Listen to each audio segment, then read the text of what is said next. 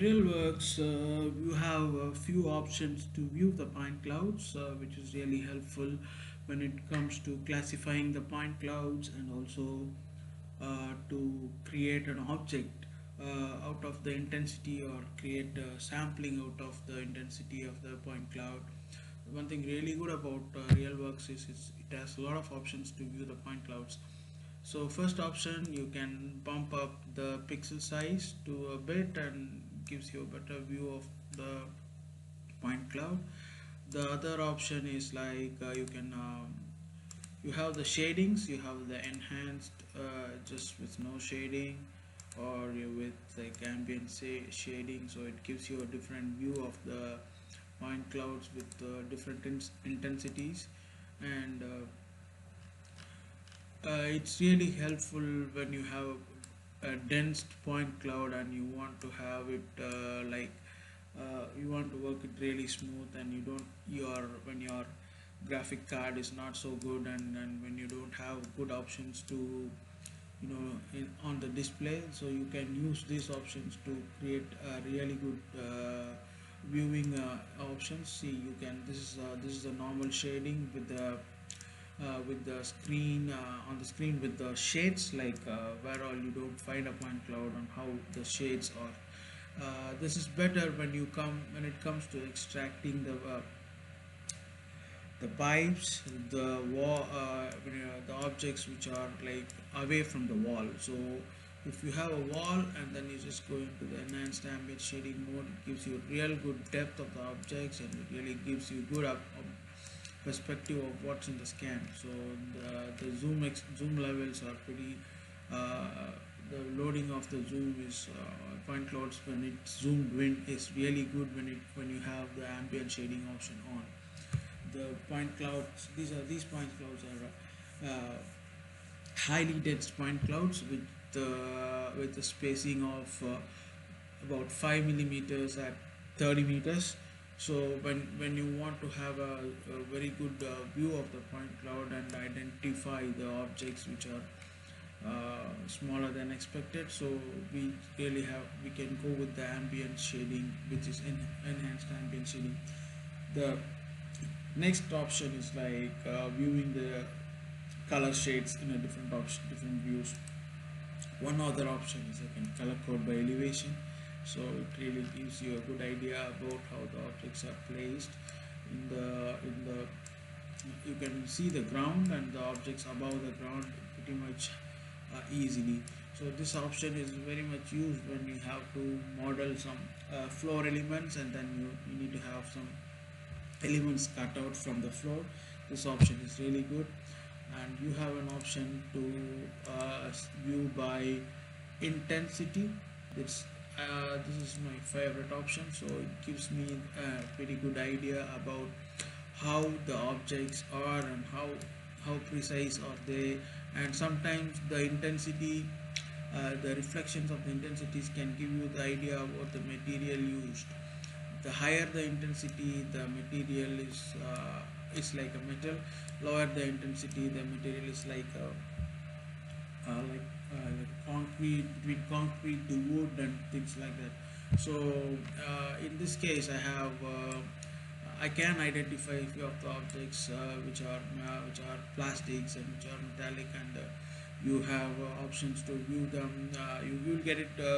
You will get to see them once you get through with the scans, and maybe when you do more scans, you'll be able to identify the objects from the scans. The next option is to see by scan color. I don't like this option very much because it doesn't give you a good view of the objects. There's a lot of shading in there, but this option is very good when you want to check the registrations of the scans.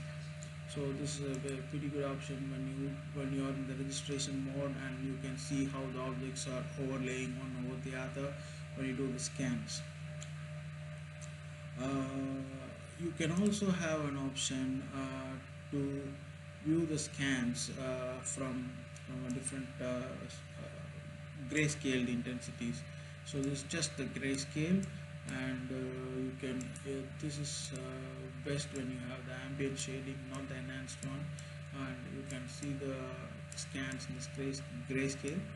Uh, the the options, why I prefer to use a grayscale is when you have the intensities, or the when you have the light, lighting in the scan is very dull, and when you have when you have an ambience where there is not much of a light, this is a good option to use. And also you just have to increase the pixel size a bit, so then it gives you a really good view of the scans and really good view of the objects you have in the scan. uh, we have few viewing options in RealWorks which are really good when it comes to working with point clouds. So one of the options is like panning left, right, center, and top. So if I go to the top view, it gives you the top view, and there is zoom extends here, so just gives you the top view, and it gives you the right view, and it gives you the left view, bottom view, whatever. So however you want to align the scans, you can align it this way.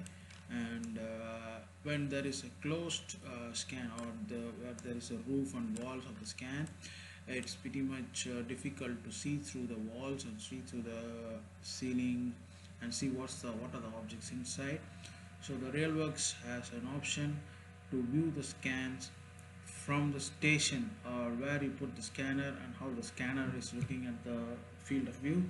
We can have an option to view that, view the point cloud in from that perspective. So that option is about here. Go to the station based view, and you get to see the objects from inside. It looks pretty good. From here you can see more in details, and you can jump between stations to stations. I have the first station, I can do the third scan and see what I'm getting it from the third scan. uh, One of the options which I really like in RealWorks is the magnifier tool. The magnifier tool, you don't find it in any of the menus here, but you just have to press the N for Norway. Just press N from your keyboard, and you will be able to see an object which you have the mouse over. So just press the plus sign, the plus symbol from your keyboard. You will be able to increase the viewing area, and once you keep rotating the objects, you will be able to see the different views. This is a pretty good option when it comes to cleaning up the scans. So there is a lot of noise about here, people moving, so I just click on the N button. I see this guy here, and I don't want this guy in my scan. So what I'm going to do, I'm just going to cut this guy out. So once you go into the projection mode, just go there, just click on the keep the mouse over on the object which you want to magnify, then press the N button. Then I have my object here. So I just want to clean up this. So going to the segmentation tool and cut this guy out. And so select create.